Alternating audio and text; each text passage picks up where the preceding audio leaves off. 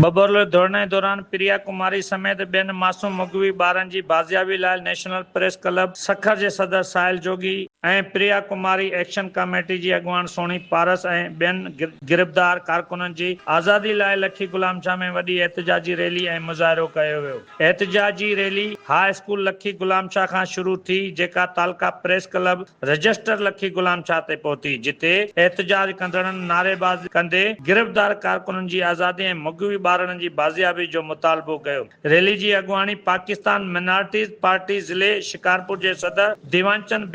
बीडलान ऐं human development society जे CEO करम हुसैन मंगी, समाजी अॻुवान अब्दुल कादिर मंगी, सहाफ़ी मोहम्मद उस्मान बंबरो, अब्दुल वहीद बंबरो, ज़ेब जोखियो, फ़हीम हैदर मंगी, फराज मेमन, यासिन महर, सिराज मेमन, साजिद कांदड़ो, गुलाम हुसैन यासिन पीरजादो, महेश कुमार बीडलान, नरेश कुमार बीडलान, मोहम्मद कासिम बंबरो, वज़ीर अली बंबरो ऐं तालका प्रेस क्लब रजिस्टर लखी गुलाम शाह जे सदर गोगीराम ऐं ॿियनि उहिदेदारनि कई। उन मौके ते ख़िताब कंदे पाकिस्तान मिनारिटीज़ पार्टी ज़िले शिकारपुर जे सदर देवानचंद बीडलान चयो त प्रिया कुमारी एक्शन कमेटी जे अॻुवान सोनी पारस ऐं नेशनल प्रेस क्लब सखर जे सदर साहिल जोगी ऐं ॿियनि जी गिरफ़्तारी कारकुननि जे बिना देर आज़ाद कयो वञे। हिननि चयो त मासूम मुगवी ॿारनि खे जल्द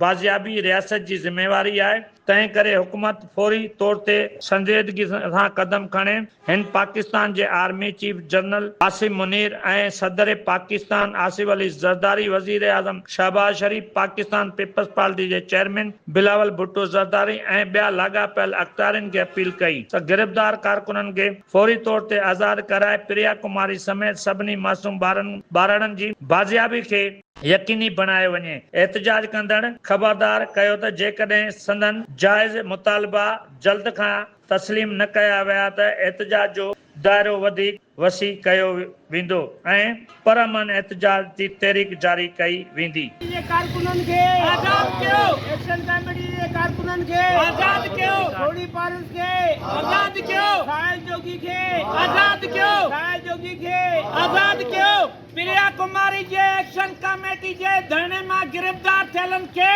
आज़ाद कयो, सीनियर सहाफ़ी साहिल जोगी खे आज़ाद कयो, जुल्म के ज़ाब्ते हम नहीं मानते, जुल्म के ज़ाब्ते हम नहीं मानते, पुलिस गर्दी पुलिस गर्दी पुलिस गर्दी पुलिस गर्दी